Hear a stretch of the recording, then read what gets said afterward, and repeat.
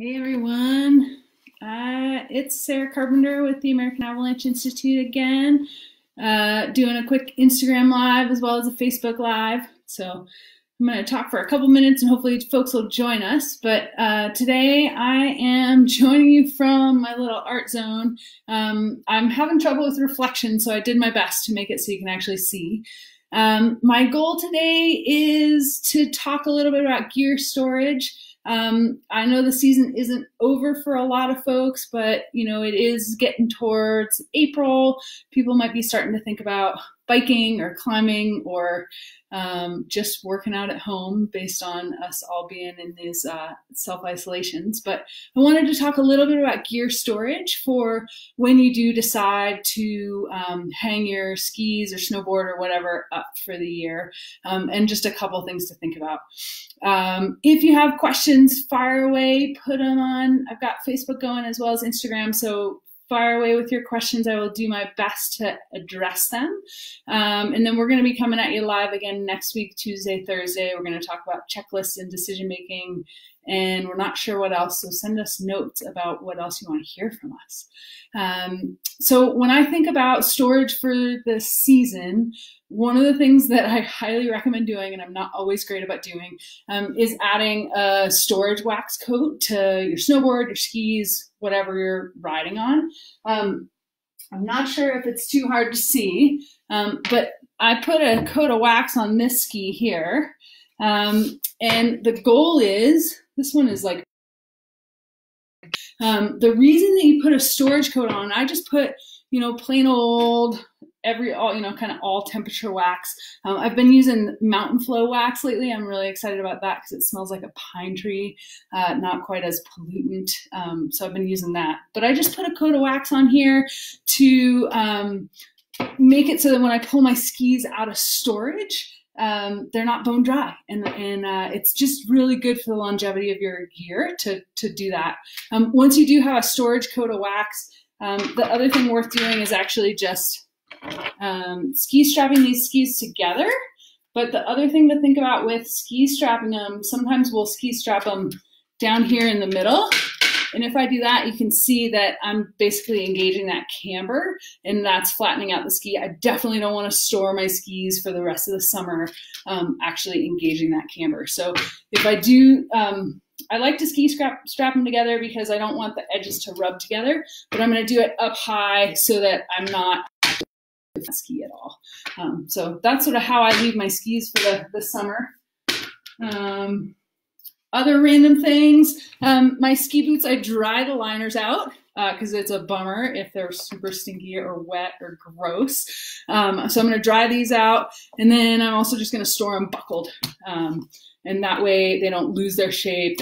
They're easier to get into early season next year. So that's what I do with my ski boots.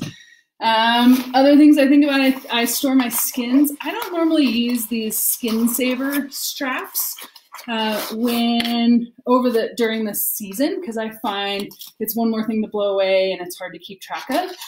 But at the end of the season, when I'm going to store my skins, I definitely put these skin savers on there so that I can, again, just increase the lifespan of the glue. So ideally you save those, put those things on when you do store your skins for the summer.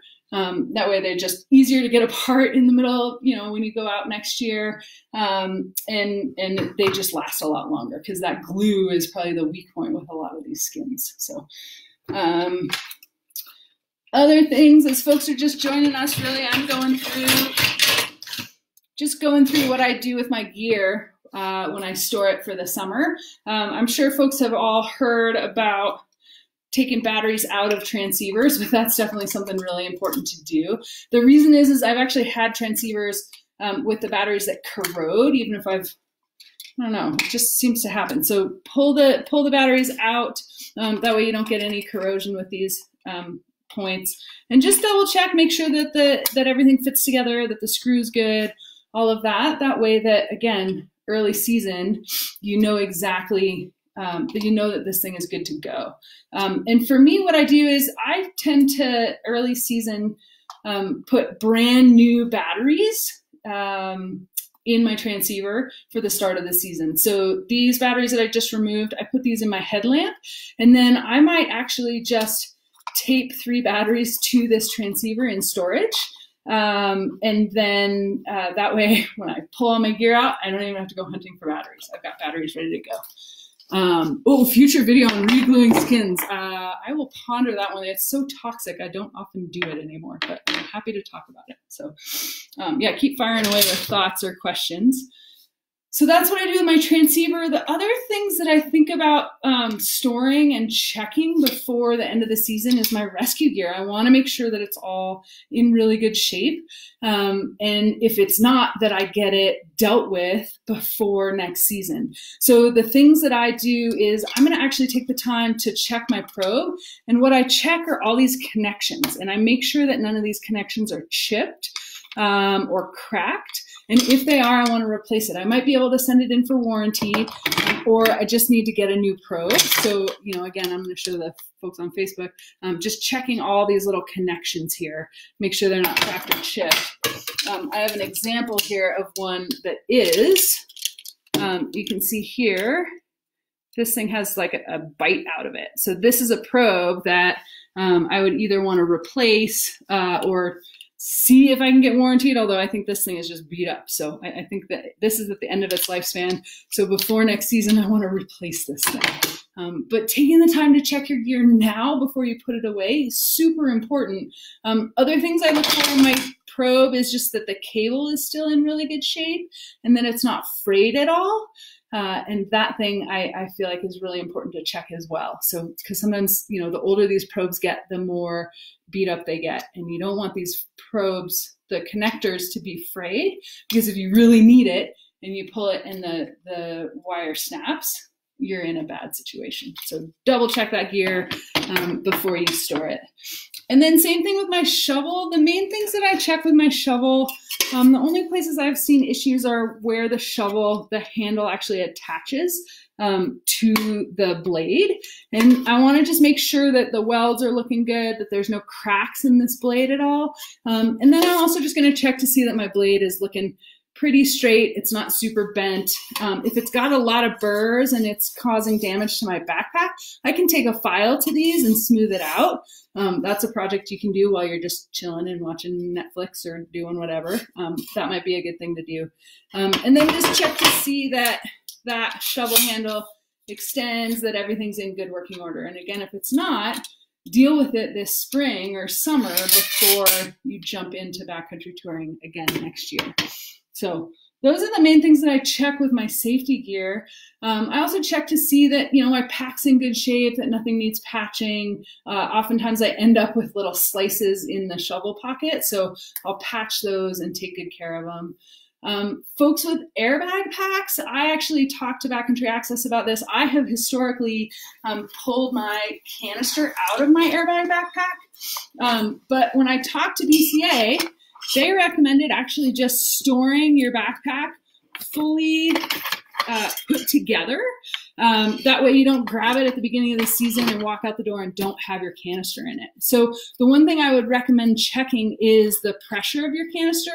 Make sure it's actually where it's supposed to be. If not, get it refilled and then store it this way. Or if you're worried, you can always take it apart. Just make sure that you remember to reseal that canister. So I know it's a few steps in terms of what to do in getting your gear ready for next season or for storage, but I would really encourage y'all to take the extra couple hours to wax those skis or snowboards, to dry out your boot liners, buckle your boots when you store them, check your probes, check your shovels, make sure there's no cracks or any dings. If there are, replace it. And then definitely take your batteries out of your transceivers. The other thing worth looking at with transceivers, I've got a couple, because we have rentals that have cracks in the casing. So I'm going to get those dealt with and send them back.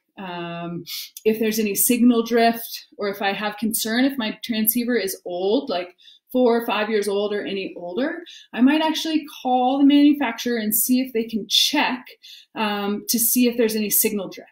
And if the manufacturer is willing, send your transceiver back and make sure that it's still transmitting at that 457 kilohertz. If it drifts too far out of that transmission, then it's harder or impossible for other transceivers to pick it up.